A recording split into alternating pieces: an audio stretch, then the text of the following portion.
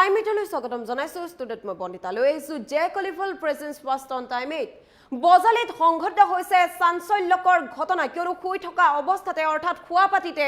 এগৰাকী মহিলাই ৰহস্যজনকভাৱে মৃত্যুক আঁকোৱালি ল'বলগীয়া হৈছে আৰু এই যি মৃত্যুক আঁকোৱালি ল'বলগীয়া হৈছে এই বাতৰিৰ পাছতে এতিয়া অঞ্চলজুৰি চাঞ্চল্যৰ বিৰাজ কৰা দেখিবলৈ পোৱা গৈছে আৰু কোনোৱে অভিযোগ উত্থাপন কৰিছে স্বামীৰ বিৰুদ্ধে মহিলাগৰাকীৰ স্বামীৰ বিৰুদ্ধে অভিযোগ উত্থাপন কৰা দেখিবলৈ পোৱা গৈছে বা কোনোৱে হত্যা কৰি এনে ধৰণৰ ঘটনা সংঘটিত কৰিলে নেকি এনে ধৰণে এতিয়া প্ৰশ্ন উত্থাপন কৰাও দেখিবলৈ পোৱা গৈছে লৈছো এই মুহূৰ্তত সবিস্তাৰ এই খবৰ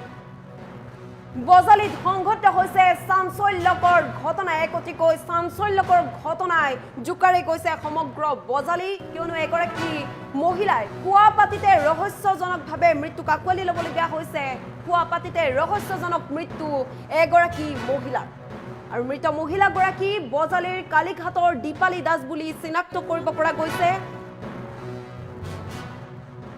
মহিলাগৰাকীৰ মৃত্যুৰ কাৰণ বৰ্তমানেও জানিব পৰা হোৱা নাই যদিও আৰক্ষীয়ে বৰ্তমানেও অব্যাহত ৰাখিছে তদন্ত যেহেতু বৰ্তমানেও জানিব পৰা হোৱা নাই যে কিহৰ বাবে মৃত্যু হ'ল মহিলাগৰাকীৰ আৰু ঘটনাস্থলীত উপস্থিত পাঠশালা আৰক্ষীৰ লগতে ফৰেনচিকৰ এটা দল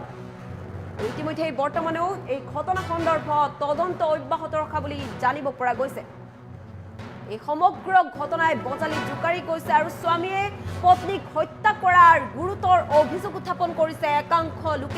লোকে এটা অভিযোগ উত্থাপন কৰিছে আৰু এই সমগ্ৰ ঘটনা সন্দৰ্ভত উচিত তদন্ত হ'ব লাগে বুলি ইতিমধ্যে সকলোৱে দাবী উত্থাপন কৰা দেখিবলৈ পোৱা গৈছে যেহেতু খোৱাপাতিতে অৰ্থাৎ শুই থকা অৱস্থাতে এগৰাকী মহিলাৰ সৈতে এনে ধৰণৰ ঘটনা সংঘটিত হৈছে ৰহস্যজনকভাৱে মৃত্যুক আঁকোৱালি ল'বলগীয়া হৈছে এগৰাকী মহিলাৰ আৰু তাৰ পাছতে সমগ্ৰ অঞ্চলজুৰি চাঞ্চল্য বিৰাজ কৰা দেখিবলৈ পোৱা গৈছে অঞ্চলজুৰি এতিয়া চাঞ্চল্য সৃষ্টি হোৱা দেখিবলৈ পোৱা গৈছে আৰু মহিলাগৰাকীৰ কিহৰ বাবে এনে ধৰণৰ মৃত্যু হ'ল যেহেতু ৰহস্য লুকাই আছে কি ৰহস্য লুকাই আছে কোনে হত্যা কৰিলে কোনোৱে হত্যা কৰি পেলাই থৈ গ'ল নে অন্য কিবা কাৰণ ইয়াৰ সৈতে জড়িত আছে এই সমগ্ৰ ঘটনা সন্দৰ্ভত আৰক্ষীক উচিত তদন্তৰ দাবী উত্থাপন কৰিছে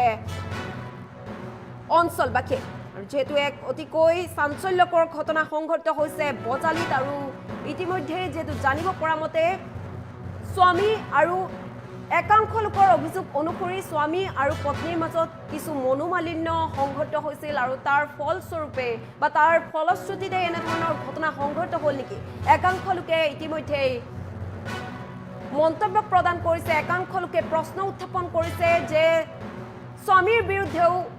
অভিযোগ আনিছে আৰু এই সমগ্ৰ ঘটনা সন্দৰ্ভত আৰক্ষীক অতি শীঘ্ৰেই তদন্ত অব্যাহত ৰখা বা তদন্ত কৰাৰ বাবে দাবী উত্থাপন কৰা দেখিবলৈ পোৱা গৈছে আৰু ইতিমধ্যে আৰক্ষী তথা ফৰেনচিকৰ দল আহি উপস্থিত হৈছে এই বাসগৃহত আৰু এই সমগ্ৰ ঘটনা সন্দৰ্ভত তদন্ত অব্যাহত ৰখা বুলি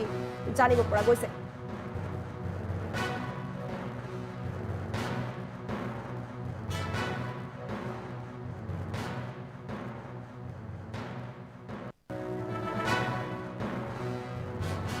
গধূলা মোটামুটি 3:30 বজাত তাহাৰ দতাই মাল খাইছি অলপ খাই মেথেন দতাই লাগছি গাইজা কালি মিটিং আছিল এই অৰুণোদয়ৰ মই আহি চাং তাৰ কিবা কেচেং লাগি আছে অৰুণোদয়ৰ পইচা পাইছিল নেকি 9000 পাইছি 9000 পইচা পাইছি তাৰ পিছত তাহো সেইটো কাইজা মানে সৰুতে হতে মানে ডাঙৰ হৈ গৈছি হোৱাৰ পিছত কি কৈছো আমাৰ মালিকে নাই ঘৰত মই আৰু সৰুটো আছিলো আৰু মোৰ ল'ৰা ছোৱালী আছিল হাজবেলা মই কিতাপ পঢ়ি থাকোতে তাৰমানে মায়েও মানে বেছিকে খাইছে মানে ডাংবা নৰাও কবা নৰাও সেনেহেন তাৰ মানে পৰিস্থিতি মই আৰু কি কৈছো বাগাত দি থৈছো সেইটো ৰুমত দেউতা সেইটো ৰুমত আছিল মা সেইটো ৰুমত আছিল মায়ে কি কৈছে মই এই এখন দোকানত চাপাত আনবা কাৰণে গৈছিলো যাওঁতে আহি চাং কি মায়ে নাই আৰু মাল খাবা গেছে এই হাওয়াৰ কিছু শৰ্মাক চিনি পাই আপনি হি মোক ফোন কৰতে তোহাৰ হেৰি দেখোন হাইৰোডত তাতে মই চাইছো মই কৈছো হ'ব দিয়ক আইফ দিয়ক মই সেনেকে কৈছো আইফ দিয়ক কওঁতে এই মোটামুটি তাতে 9টামান বাজে এই এখানে কালী মন্দিৰৰ যে পোষ্টটো আছে তাতে বোলে একেবাৰে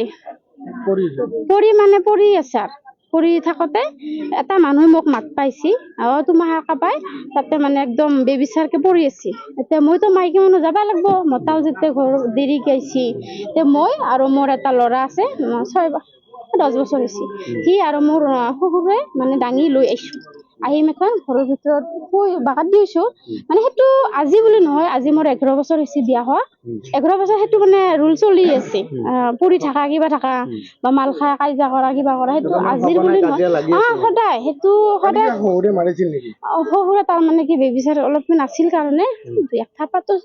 চবে দিব আপুনিও দিব ময়ো দিম সেনেহেন কিন্তু কালি ঘৰৰ ভিতৰত মাৰা নাই ঘৰৰ ভিতৰত মাৰপিট হোৱা নাই যি হৈছে ৰাস্তাতে দুটা এটা হৈছে ৰাস্তাতে গুচি গৈছে তাৰপিছত মই বাগা দি থৈছো থোৱাৰ পিছত এটা ৰাতি আৰু মোৰো টোপনি অহা নাই মই চাইছো বাৰে বাৰে বেৰাৰ ফুটাই দি এতিয়া মোক মাতটো শুনিলেও আৰু মালৰ নিচিনাই যাবও পাৰে ক'ৰবাত সেইকাৰণে মই বেছি মাতা নাই মই ভাবিছো দৰ্জাটো বন্ধ কৰি থৈ দিছো তাৰপিছত মই চাইছো মোটামুটি 5টা মান বাজিছে তেতিয়া মই উঠছো উঠি মাথেন মায়ের এংকে আছে তাৰমানে শব্দ দি থাকোঁতে মই কৈছো আৰু হেৰি কৰো ভালকে খানা আঠাই দি ঠাণ্ডা মানে অলপ এজমাৰো প্ৰব্লেম আছেতো এতিয়া সেই ভালকে মই হেৰি কৰি দিছো 5:30 মানত হেৰি কৰিছো মই বাচনখিনি জাষ্ট ধুইছো ধোৱাৰ পিছত তেখেতক কৈছো অলপমান চাই আহাচোন শাৰী শব্দ যেতিয়া নাই আগতে ঘংৰা আছিল এতিয়াতো ঘংৰা চংৰা শব্দ নাই এতিয়া তেখেতে যাই চাই কি মা বোলে গেল সেনকে কৈ মাত আটা দিছে এতিয়া কি কৰিম আৰু মই আৰু কি নাম আছিলে দীপালী দাস আছিল কিমান বয়স হ'ব বয়সটো কিমান হ'ব 60 সেনেকুৱাই হ'ব পিছে আৰু লগে লগে আমাৰ ওচৰতে ডাক্তৰ আছিল প্ৰভাত কলিতা তেখেতক মাতলো মাতাৰ পিছত